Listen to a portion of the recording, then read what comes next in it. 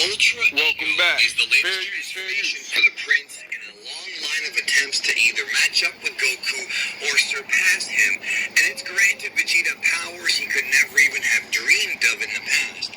A destructive power taught to him by Lord Beerus, the god of destruction of Universe 7. Today, I want to deconstruct Ultra Ego Vegeta and explain why the road of destruction is befitting of Vegeta's strongest form yet, and what it...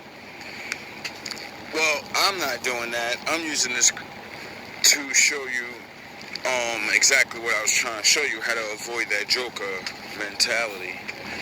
Now, as you slip into this ego state and depression, and you start to fuse with it, you literally start to be on this Vegeta shit. You're a very angry person. Violence is the only thing that's going to solve your problems, and you're not thinking well because you wasn't trained well. As that happened to me, like I said, I found the Lord right before I, truly turned to the dark side. So when all the breakages, my family, my grandma dying and my losses, that's what really usually pushes people over, is losing things. And you'll have a choice to make, and we all do. So I'm gonna hopefully use this cartoon to explain what I went through, because it's a mental thing. It's a mental. You, in your mentality, your bad side is your ego. That's your Vegeta. Your good side is your Goku. That's your normal pacifist self. Every man must be a pacifist and a warrior, or you're not a complete man. That's why you have to master your ego, because your ego is the thing that makes you hunt. This is a fucking natural thing. It's not some, you're trying to unlock some beast form. No, nigga, we were designed to be hunters and have to put things down, not each other. Took for him to get here. Trust me on this one, you will not want to miss this video, because I got some really interesting stuff to say. Whether or not you are a Vegeta fan, stay tuned. Many of you are fans of Dragon Ball and retro games like me. You've got to pick one of these up, limited edition right now, to when Vegeta was a kid. I've talked about this before, but you have to remember that Vegeta comes from a class-based civilization. Your value as a living person, how you are perceived by... Now, when he says Vegeta comes from the great Saiyan race, when I found out that I come from the Israelites, this is what made me fucking snap. Your civilization is based on your power level when you are born, which is what drives Vegeta absolutely nuts throughout the majority of Dragon Ball Z. Vegeta could never comprehend as to how Goku was able to not only keep up with him, but at many points surpass him despite being born with such a low power level, and despite Vegeta constantly reminding us that he's the prince. He's not reminding the audience he's the prince, he's reminding himself that he's the prince, because he thinks deep down inside that he deserves to be the strongest just because of his lineage. And that is not how it works in this world. It's a lesson that Vegeta learned from getting to know Goku. They're the same race, but yet Kakarot was born with such a low power level, he was thought to be low-level trash. Vegeta has no time for that, but yet he can't fathom that Goku is not only more powerful than him, but also a fighting genius. And this is the root of why Vegeta's speech at the end of Dragon Ball Z Now, you see how Vegeta said Goku ain't nothing but low-level Saiyan trash? This is what the fuck I'm trying to, say. I'm black, so we get treated like low-level trash. That's what made me able to have the pacifist mode, the Jesus mode. That's who the fuck Goku really is. He's Jesus. And most people don't understand, though. Emmanuel. the Lord, you know, the one that really came down, he's a man of war. He's the Vegeta side of you. Yes, this is the fucking point that I'm trying to make to you people. You don't think God has an ego? I mean, he did kind of create everything that was perfect, so I think he would have ultra ego. People don't get it. They took our natural feelings and used it against us to make us break ourselves. Makes sense, but once again, that's something that's very often misunderstood by the fans. But I will do a video in the future explaining that so that people finally can understand what he was trying to say. Let's go back, though. Let's discuss Vegeta's evil and his ego versus actual true evil. Exactly. Interestingly enough, a lot of times the word ego and evil are interchangeable. Vegeta did a lot of truly evil things when he was younger because of his ego, because he could do it, not understanding that these things are not the right thing to do. Frieza made him just do it. because your daddy happens to be the king of the Saiyans on planet Vegeta, he thought it meant he could do whatever the hell he wanted for his whole life until he was matched up against foes that tested him, like Goku and later on Frieza and other characters in Dragon Ball. Throughout his entire life, Vegeta was coddled and convinced to be superior to everybody else. He's a super elite. His parents, especially his dad, would keep reminding him of that. Plus, he did have a lot of power. He was way stronger than Nappa and stronger. Now, my mom coddled me in certain ways, but didn't pay attention to me in certain ways. And this is 90% of us. This is why we need fathers, because if you have a mother, she's going to coddle you. And she's not going to punch you in your chest and tell you you're not the prince of all Super Saiyans. And even if you are, you still got to work harder. You're going to be a little bitch-ass nigga. You ain't just going to be a great king because you want to be. And stronger than pretty much anybody else except for Frieza, not including gods and things like that. And then Goku came along and rocked his world. Go back and look at Dragon Ball Super Broly and even the original Bardock special. When Vegeta finds out that planet Vegeta is destroyed, we don't see him crying or being emotionally disappointed. He just says, great, now I'll never be the king. And that's the difference between me and Vegeta. When I read about how many of my Israelite brothers were destroyed in the Bible, and then it made me look at how many of my people were destroyed in the reality I live in, I cried. I said, holy shit, I didn't even know that many of us existed. You mean we were that large? Like, whoa, that's insane. So when I found out the truth, that broke my heart back open. That unlocked my Goku back, because like it's just said, Vegeta, when he found out his whole race of people died, he didn't give a fuck, because he wanted to be the strongest. He didn't give a fuck as long as everyone was dead, he's the strongest. But then Goku came along and showed him, no, you're not the strongest, dog. It's just us two, and you ain't the one. He does not care about anybody who's weaker than him. At least in those days he didn't. It took Goku and eventually Bulma and Trunks to make him come around and learn what love. Okay, so the most bloodthirsty lust machine in the fucking galaxy got calmed down by a woman. Oh, is that how you tame your ego? Yes, gentlemen. This is why I'm trying to teach you how to get your shit right. This is why I'm trying to teach you how to get your body and your mind right, so you can gain a woman. You don't need her forever. You know what I mean?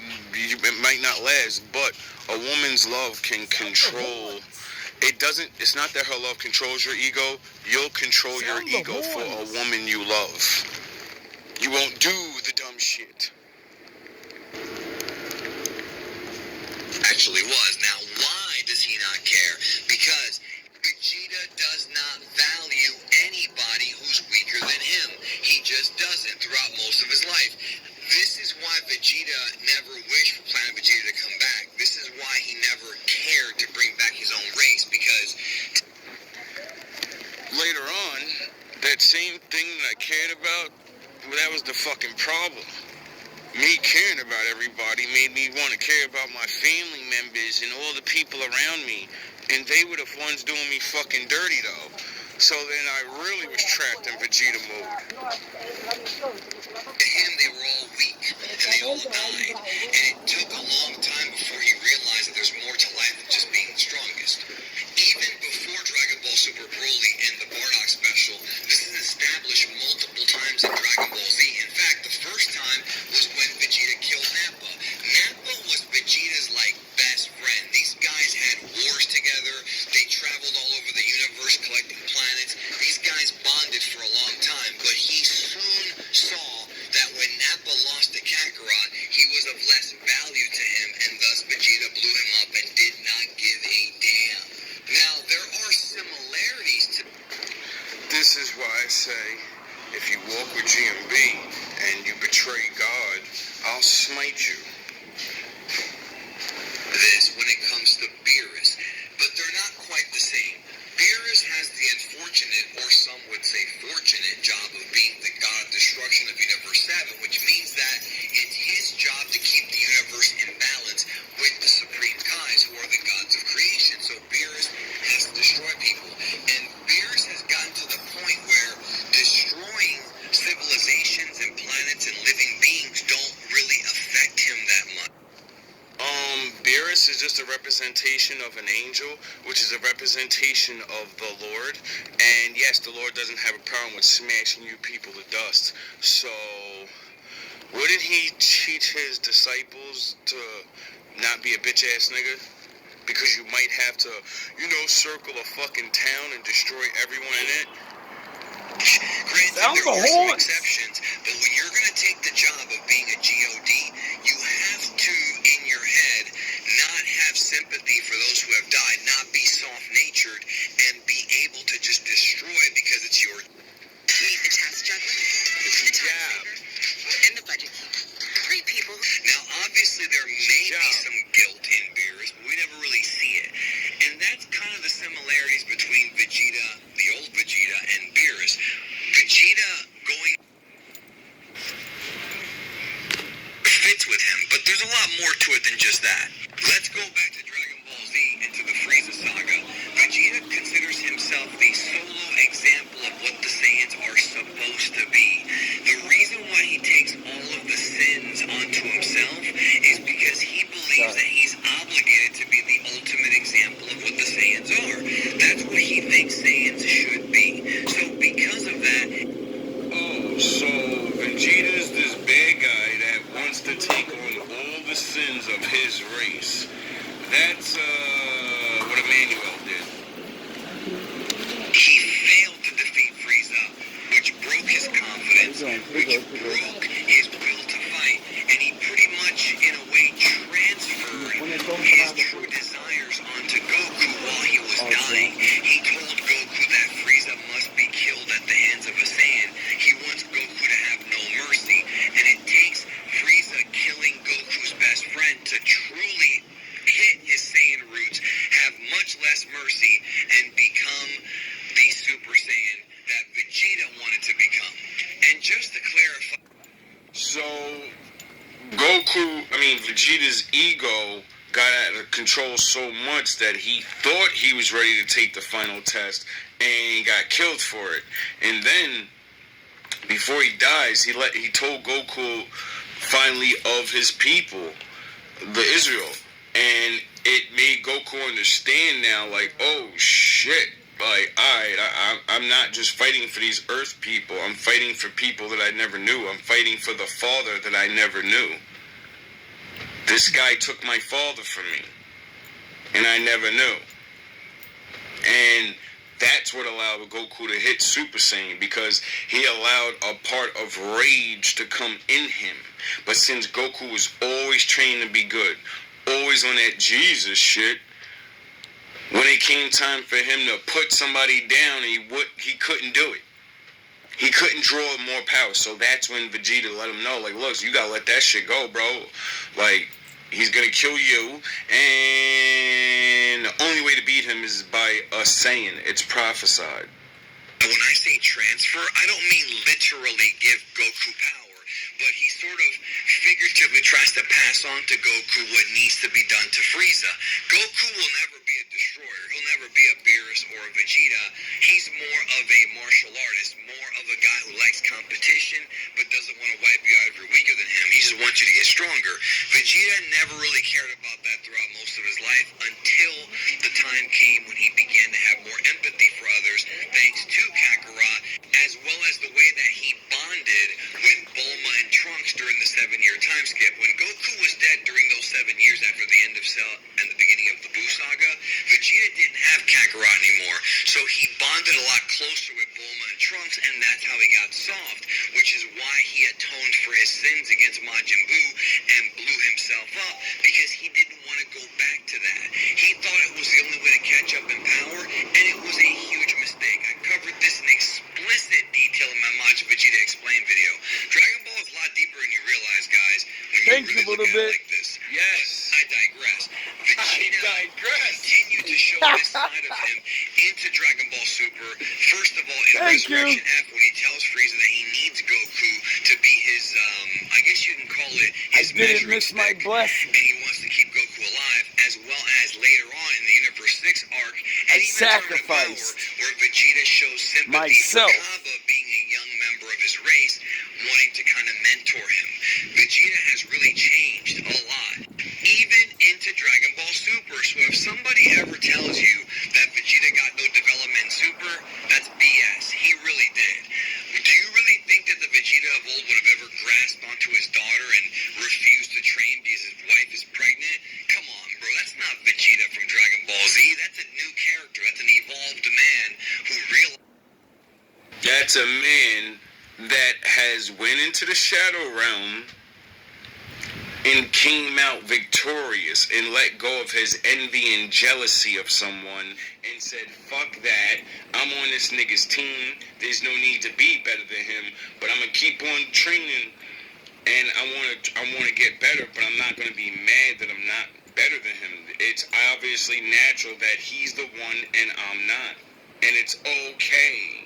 This is what the right thing to do is now, and really became a better husband than anybody could have ever thought. There's an internal struggle with Vegeta, because while Bulma and Trunks did domesticate him, and later on, of course, his daughter, inside he knows, or at least he thinks that he has to go back to his roots when he fights. So, get the Bulmas? Goku's the good guy, right? He's a fucking horrible husband. Even though he's good, he never spends time with his fucking family. He trains all the time, or he's always off fighting. Vegeta is supposedly the bad guy, and he finds a wife, has a kid, and literally stops fucking around and goes, you know what, I need to figure out this husband thing. I want to be a good husband. I was already a great warrior, now I want to be a great husband and a great father.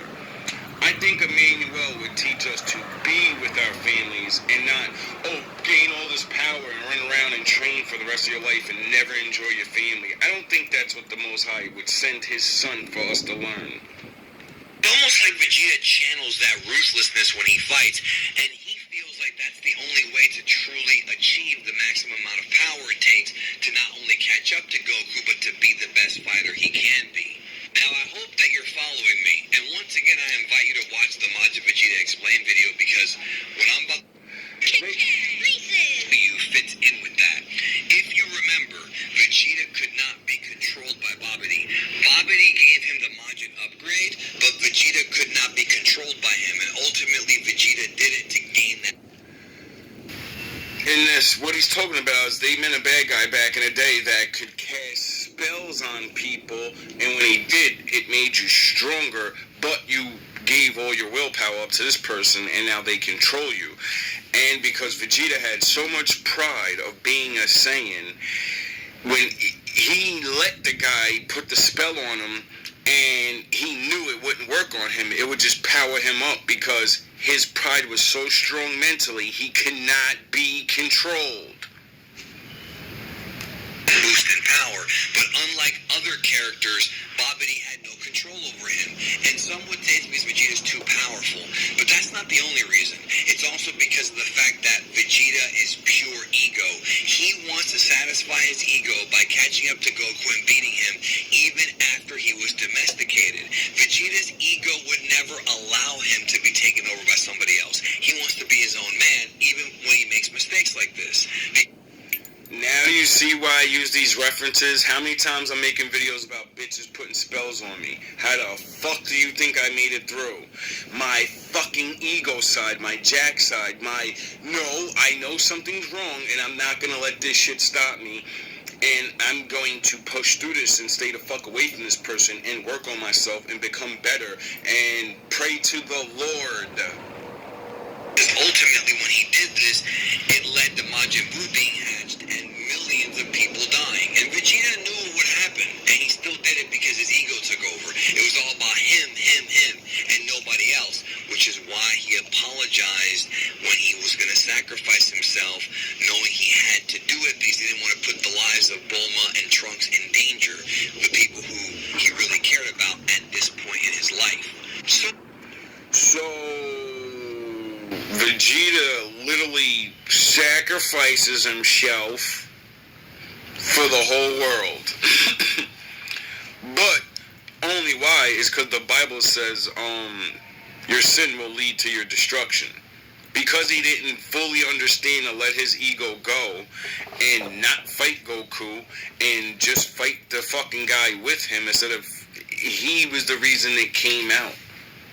So he killed himself for that. Because he knew he had to get rid of this thing at any cost now.